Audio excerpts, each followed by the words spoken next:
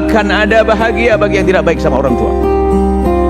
Biarpun dia mendapatkan gunung emas, nggak akan. Biarpun dia dapat gunung emas, menikah dengan raja atau menikah dengan ratu, nggak bisa bahagia karena sudah diambil kunci kebahagiaannya, orang tua. Begitu istimewanya orang tua. Sejelek-jelek apapun adalah orang tua. Hati-hati, godaan kandang orang tuanya tidak baik, maka nggak boleh bermusuhan dengan orang tua. Kalau ada orang memusuhi, zalim kepada orang tua, dia telah mencabut kebahagiaan dirinya sendiri. Begitu mulianya orang tua. Jika ada orang kafir kok bekti dan baik kepada orang tuanya, Allah akan beri kebaikan, tapi hanya di dunia, nggak ada di akhirat. Makanya kalau ada orang kafir kok baik sama bapak ibunya yang kafir dan dia kafir, Allah akan balas dengan kebaikan. Cuman di dunia, tidak ada di akhirat. Hati-hati masalah orang tua. Biasanya hawa nafsu seorang anak, hawa nafsu seorang anak, dendam seorang anak, kebencian seorang anak. Sebetulnya kalau ada seorang anak punya benci dan tidak bisa mencintai orang tua, itu sebetulnya seperti orang yang sudah dicap. Nasib buruk bagi dia. Harus belajar. Awas, hati-hati siapapun dari kita.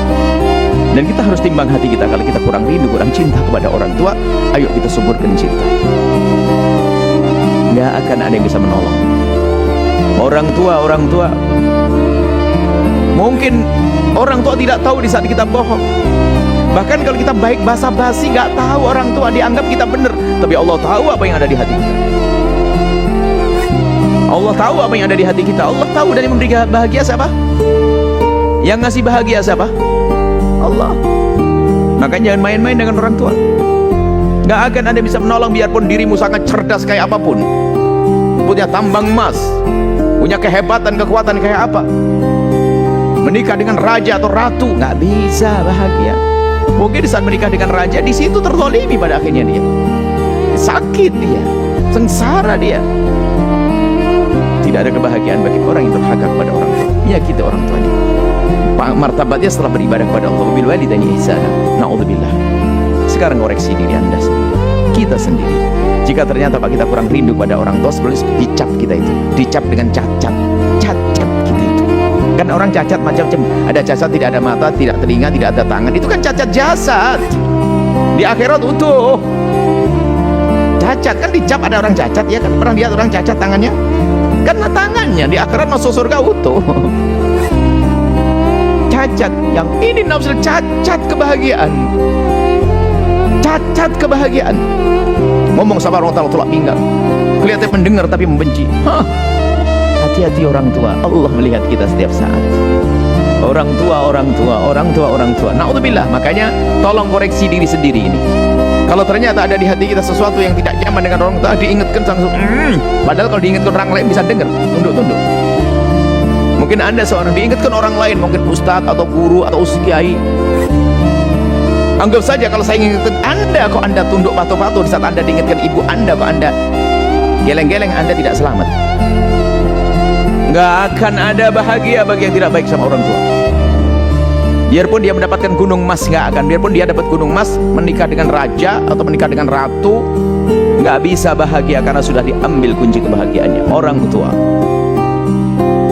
Begitu istimewanya orang tua. Sejelek-jelek apapun adalah orang tua. Hati-hati, godaan kandang orang tuanya tidak baik, maka nggak boleh bermusuhan dengan orang tua. Kalau ada orang memusuhi, zalim kepada orang tua, dia telah mencabut kebahagiaan dirinya sendiri. Begitu mulianya orang tua. Jika ada orang kafir kok bekti dan baik kepada orang tuanya, Allah akan beri kebaikan, tapi hanya di dunia, nggak ada di akhirat.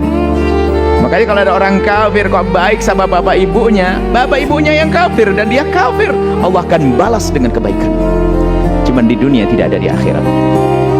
Hati-hati masalah orang tua. Biasanya hawa nafsu seorang anak, hawa nafsu seorang anak, dendam seorang anak, kebencian seorang anak. Sebetulnya kalau ada seorang anak punya benci dan tidak bisa mencintai orang tua, itu sebetulnya seperti orang yang sudah dicap. Nasib buruk bagi dia. Harus belajar. Awas, hati-hati siapapun dari kita. Dan kita harus timbang hati kita. Kalau kita kurang rindu, kurang cinta kepada orang tua, ayo kita suburkan cinta. Nggak akan ada yang bisa menolong. Orang tua mungkin orang tua tidak tahu di saat kita bohong. Bahkan kalau kita baik basa-basi, nggak tahu orang tua, dianggap kita benar, tapi Allah tahu apa yang ada di hati kita. Allah tahu apa yang ada di hati kita. Allah tahu, dan yang memberi bahagia siapa? Yang ngasih bahagia siapa? Allah. Maka jangan main-main dengan orang tua. Gak akan ada bisa menolong biarpun dirimu sangat cerdas kayak apapun, punya tambang emas, punya kehebatan, kekuatan kayak apa, menikah dengan raja atau ratu, gak bisa bahagia. Mungkin saat menikah dengan raja, di situ terzalimi pada akhirnya dia, sakit dia, sengsara dia. Tidak ada kebahagiaan bagi orang yang durhaka kepada orang tua, menyakiti orang tuanya. Martabatnya setelah beribadah kepada Allah, bil walidaini ihsana. Naudzubillah. Sekarang koreksi diri Anda, kita sendiri. Jika ternyata Pak kita kurang rindu pada orang tua, sebelum dicap kita itu, dicap dengan cacat kita itu. Karena orang cacat macam-macam, ada cacat tidak ada mata, tidak telinga, tidak ada tangan, itu kan cacat jasad. Di akhirat utuh. Cacat kan dicap, ada orang cacat, ya kan? Pernah lihat orang cacat tangannya? Karena tangannya di akhirat masuk surga utuh. Cacat, yang ini nafsu, cacat kebahagiaan. Cacat kebahagiaan. Ngomong sama orang tua tolak pinggang, kelihatan mendengar tapi membenci. Hati-hati orang tua, Allah melihat kita setiap saat. Orang tua. Naudzubillah. Makanya tolong koreksi diri sendiri ini.